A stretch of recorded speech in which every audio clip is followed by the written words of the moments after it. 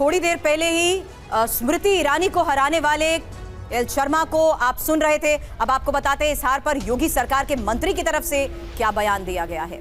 योगी के मंत्री धर्मवीर प्रजापति का यह बड़ा बयान, संविधान बदलने की बात से नुकसान, आरक्षण को लेकर हम जवाब नहीं दे पाए, उम्मीदवारों के खिलाफ नाराजगी थी, राजभर निषाद के बेटों के बयान, नुकसान।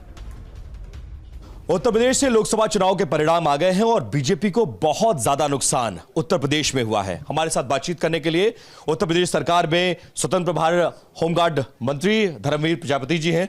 प्रजापति जी, ये क्या हो गया? जमीन खिसक गई और अंदाजा तक नहीं लगा आप लोगों को, क्या हो गया उत्तर प्रदेश में? देखिए, मैं कह सकता हूं कि फर्स्ट फेज से मेरा चलना शुरू हुआ और लास्ट फेज तक हम लोग गए हैं। कहीं कहीं व्यक्तिगत जो प्रत्याशी हैं उनसे हमें नाराज़गी देखने को मिली। दूसरा, एक संविधान और आरक्षण ये जो विषय रहा, इसने हमारा नुकसान किया है। इसमें जो हमने महसूस किया है वो पिछड़ा और अनुसूचित वर्ग का वोट गठबंधन की ओर गया है, उससे ज्यादा नुकसान हो गया। इस बात का अंदाजा नहीं था कि आप लोगों की संविधान वाला मामला, आरक्षण बदलने, आरक्षण खत्म करने वाला मामला, ये जमीन पर बहुत ज्यादा काम कर रहा है, इसको डेंट पहुंचा सकता है, इसको लेकर क्लैरिफिकेशन देना चाहिए था। देखिए, सही बात तो ये है कि आरक्षण कोई बदल नहीं सकता, संविधान कोई व्यवस्था में बदल नहीं सकता। संविधान से सरकारें चलती है, संविधान से हम सब लोग चलते हैं, तो संविधान का तो कोई मतलब ही नहीं था बदलने का। लेकिन हाँ, विपक्ष ने इसको मुद्दा बनाया और उससे। और इस बीच एक और बड़ी खबर मिल रही है, तेजस्वी यादव पर जेडीयू का बड़ा हमला सामने आया। नीतीश की जरूरत पड़ी तो न्योता दे रहे हैं, ये जेडीयू की तरफ से कहा गया। आज नीतीश पर अचानक गर्व कैसे हो रहा है? तेजस्वी यादव की कलई खुल गई है। कभी नीतीश के खिलाफ बात करते थे तेजस्वी यादव, अब क्या हुआ? अब नीतीश को पाले में लाने की कोशिश हो रही है। अचानक गर्व कैसे कर रहे हैं, ये तंज कसा है जेडीयू ने।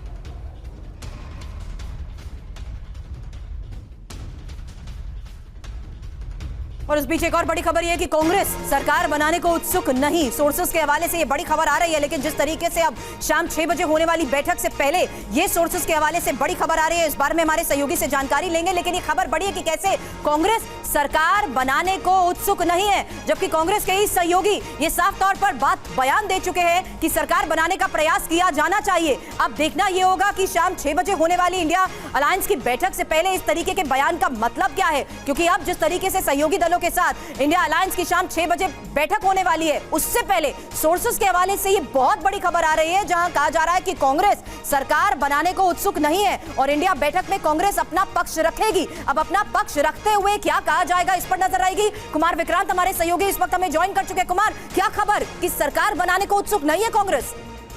जी, कांग्रेस के जो आला सूत्र हैं उनका कहना है कि आज शाम की बैठक में जो कांग्रेस की राय है कि जो अंकगणित है उस लिहाज से सीधे तौर पर इंडिया गठबंधन के पास बहुमत नहीं है, ऐसे में वो बहुत ज्यादा सरकार बनाने के हक में नहीं है, उत्सुक नहीं है। लेकिन ये भी कहा जा रहा है कि उद्धव ठाकरे जैसे नेता जिन्होंने कहा है कि प्रधानमंत्री के पद का चयन होना चाहिए, सरकार बनाने का दावा पेश करना चाहिए, तो सहयोगी दलों की राय ली जाएगी और उसके बाद चर्चा की जाएगी और आपसी सहमति के बाद अंतिम फैसला बैठक में किया जाएगा। इस बैठक को देखते हुए इंपॉर्टेंट ये भी है कि आगे का अगला कदम कब उठाया जाएगा, क्योंकि यहाँ पर टाइम बाय करने का वक्त ही नहीं है।